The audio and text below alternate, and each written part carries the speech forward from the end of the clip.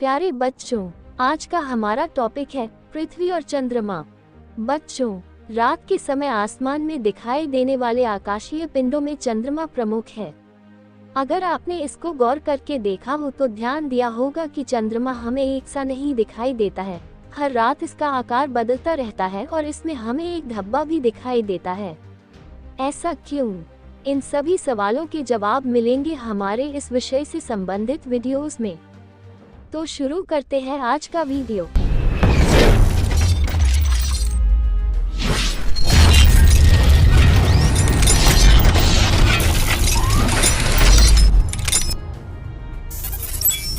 सबसे पहले हम जान लेते हैं कि चंद्रमा पृथ्वी का एकमात्र प्राकृतिक उपग्रह है। जिस तरह से पृथ्वी सूर्य की परिक्रमा करती है, उसी तरह चंद्रमा पृथ्वी की परिक्रमा करता है। साथ साथ में ये सूर्य की भी परिक्रमा करता है।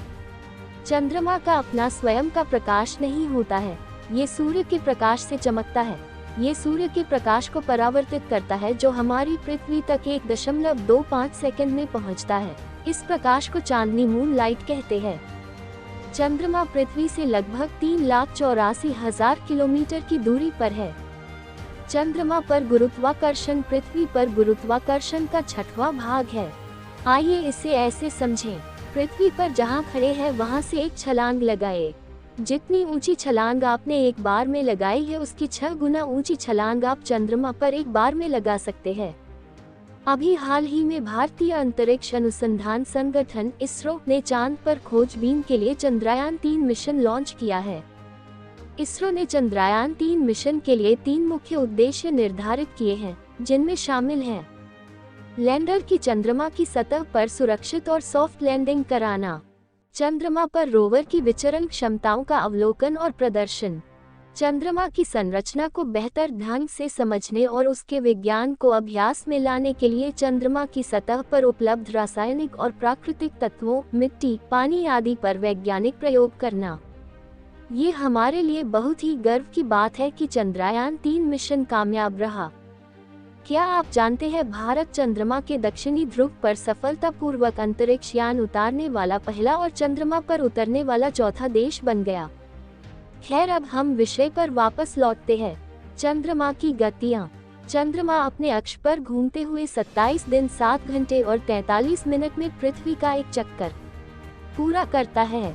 परंतु इस अवधि में पृथ्वी भी सूर्य की परिक्रमा करते हुए अपनी कक्षा में आगे बढ़ जाती है। इसलिए पृथ्वी पर किसी स्थान के ऊपर से पूरी पृथ्वी की परिक्रमा करके फिर उसी स्थान के ऊपर आने में चंद्रमा को 29 दिन 12 घंटे और 44 मिनट लगते हैं। इतने ही समय में चंद्रमा अपने अक्ष पर एक चक्कर परिभ्रमण पूरा करता है। इसी कारण हमें सदैव चंद्रमा का एक ही भाग दिखाई देता है। आइए इसे समझें। एक बड़ी बोतल लीजिए जिस पर एक लेबल लगा हो। इस लेबल लगी बोतल को चंद्रमा मान लीजिए। अब एक गेंद को पृथ्वी मानकर बोतल को गेंद के चारों तरफ इस तरह घुमाएं कि इसका लेबल हमेशा गेंद की तरफ रहे। अब आप देखेंगे कि बोतल का लेबल गेंद की तरफ रखने के लिए आपको बोतल को बराबर घुमाना पड़ेगा। बोतल का इस प्रकार एक बार घूमना चंद्रमा द्वारा पृथ्वी की परिक्रमा के समय एक बार अपने अक्ष पर घूमने के समान ही है। तो बच्चों, कैसा लगा आज का वीडियो?